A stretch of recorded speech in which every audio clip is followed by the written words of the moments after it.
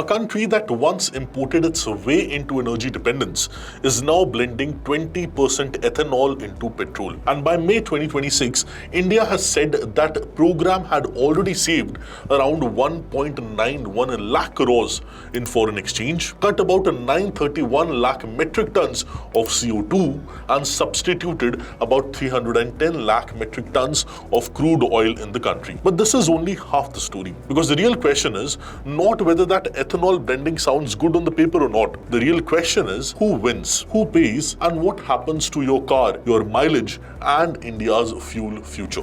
Which is why let us ask the first question and let us try to answer the first question: what ethanol blending actually means.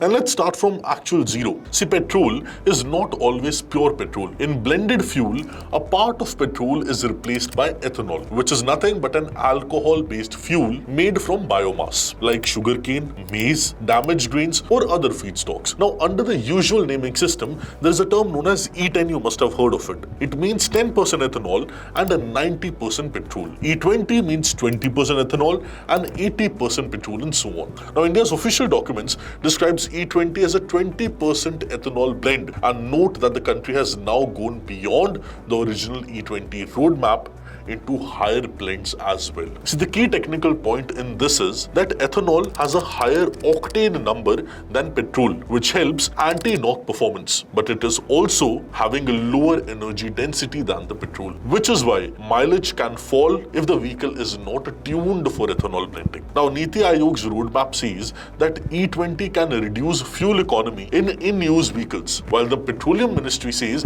the effect is not very drastic and depends heavily on the vehicle tuning and driving conditions. Now let's try to answer the second question, that why India pushed ethanol so aggressively in the country. 100% ethanol इसके नियम बनकर उसको आज कानूनी रूप से प्रक्रिया देने वाली फाइल पर मैंने साइन की है. See, this is not a random fuel experiment. India is trying to solve multiple problems all at once with this ethanol blending target. Crude oil import dependence, foreign exchange outflow, air pollution, rural income support, agriculture surplus management. These 5 problems are to be solved by ethanol blending. The government's own briefing, it says that the ethanol program is meant to deliver crude oil substitution for foreign exchange savings, environmental benefits, and to support domestic agriculture. It's for the benefit of these 4 things. And it also says that ethanol blending rose from 1.53% in 2014-2015 to 20% in 2025-2026. Now, the scale up is actually real. In August 2025,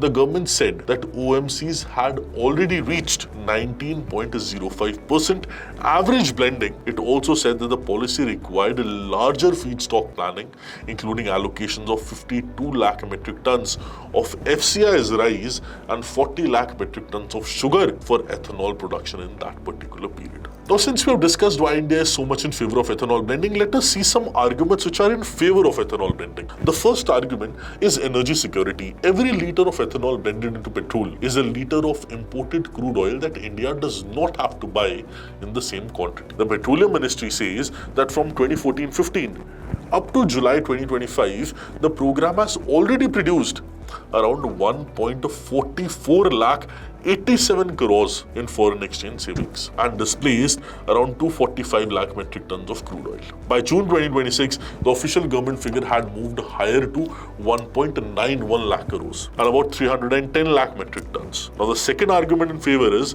climate and emissions. So the ministry says life cycle greenhouse gas emissions from sugarcane-based ethanol are 65% lower and maize-based ethanol about 50% lower than petrol. So the Niti roadmap also found lower carbon monoxide, hydrocarbon emissions with ethanol blends. And ministry says that E20 can reduce carbon emissions by roughly 30% versus E10 in a way it describes the transition. The third argument is rural economics. Now, ethanol is not only a fuel story, it is an income source for farmers and distillers in our country. So it's an income story for them. The government says that the program has already led to around 1.6 lakh crores in payments to farmers by May 2026 and and earlier official figures showed larger payments to distillers and farmers as the blending program actually scaled. That matters in a country where crop prices, areas, and plant utilization all are political and economic flashpoints. Now, these were the arguments in favor. Now, there are some strongest arguments against as well. And which is why now let us discuss the uncomfortable part. The first problem is of mileage. Ethanol contains less energy per liter than petrol. Niti Aayog's committee reported that in vehicle level studies, fuel economy in E20 fell by 6% on average. And its a specific impact estimate, it said that E20 could reduce mileage by about 6 to 7% in four-wheelers designed for E0 and calibrated for E10, and 3 to 4% in two-wheelers under certain conditions. That is why many motorists feel the effect directly at the pump. The second problem, the first problem is mileage, second problem is compatibility. Now, ethanol blended fuel is not just about the engine burning the fuel, it's about the rubbers, it's about the gaskets, it's about the plastic parts, it's about the fuel system, and it's about the calibration of the system, calibration of the vehicle. Niti Aayog's roadmap noted that the metals and coatings had no major issue in its tests, but some elastomers and plastics performed worse, and older vehicles may need upgrades or replacements in some components, of course, for it to be made E20 compatible. See, the Petroleum Ministry itself later said that in certain older vehicles, some rubber parts and gaskets may need replacement earlier, though it described the fix as very inexpensive and manageable. But then after this, there is a third problem as well, that is the food versus fuel and water issue. See, Niti Aayog's own analysis says that sugarcane is very water intensive, and sugarcane plus paddy together use a very large share of irrigation water. Now, the same report says that maize is the least water intensive crop amongst the grains it studied, which is why policy support has increasingly shifted towards maize and surplus grain based ethanol. In other words, ethanol is not equally green or equally smart depending on the feedstock. And now let us try to answer the fifth question, that why both the sides are partly right. There are pros, there are cons. And this is where the debate becomes very mature. The government is not wrong when they say ethanol blending, it improves energy security.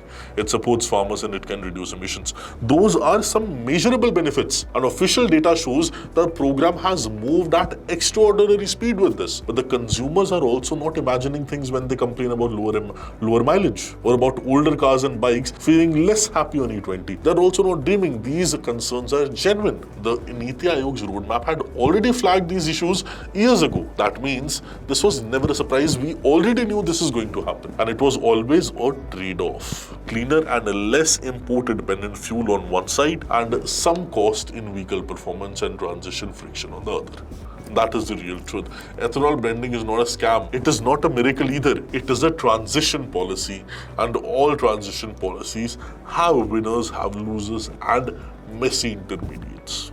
Now let us try to answer the sixth question, that what is E20, E22, 25, 27 and E30 and what do they actually mean? So now let us go one level deeper. India is no longer talking only about E20. See, in May 2026, BIS standards were issued for E22, 25, 27 and 30. And on 10th of June 2026, the government extended the excise duty waiver to these higher blends as well. But the government itself said this was only a prerequisite and did not mean immediate nationwide rollout.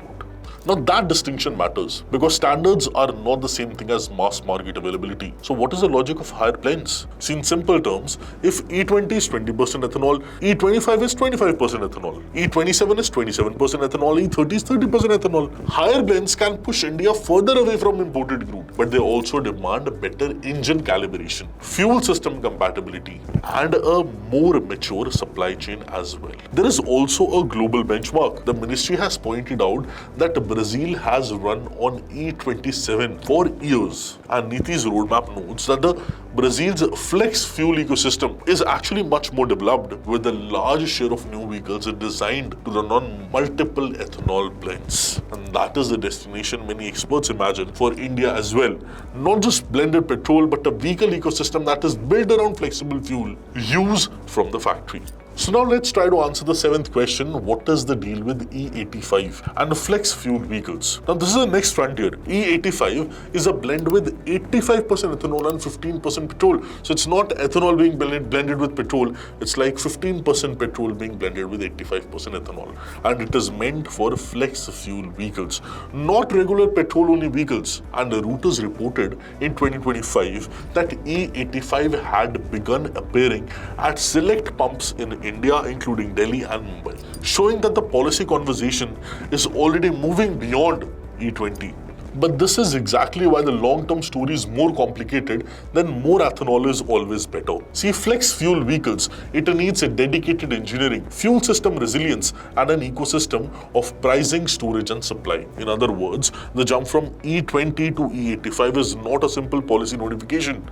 It is a whole industrial transition. And for this, the honest conclusion is that what is the reality of ethanol blending in India? It is a good policy, of course, but having real trade-offs. It's good because it reduces crude dependence. It gives farmers a new market. It improves octane and can cut emissions. Now it is difficult because fuel economy falls in some vehicles. Older cars and bikes may need component changes. Water and feedstock choice matter. And a rushed rollout can damage trust if customers feel unheard. And that is the real lesson of the ethanol story. India did not just change fuel. India changed the balance sheet of mobility. Part of the bill is now being paid by the farmers, part by industry, part by environment, and part by consumer at the pump. The question is not whether ethanol blending should exist. The question is whether India can make the next phase E22, E25, 27, 30 and beyond smarter, fairer and technically honest. See, India's ethanol journey is not a green fairy tale. It's a national trade-off. And the success of that trade-off will depend on only and only one thing: whether the country can move from political victory to engineering maturity. I hope you gained a new perspective from this session. Do let me know what are your views regarding it. All the very best. Have a beautiful day. Thank you.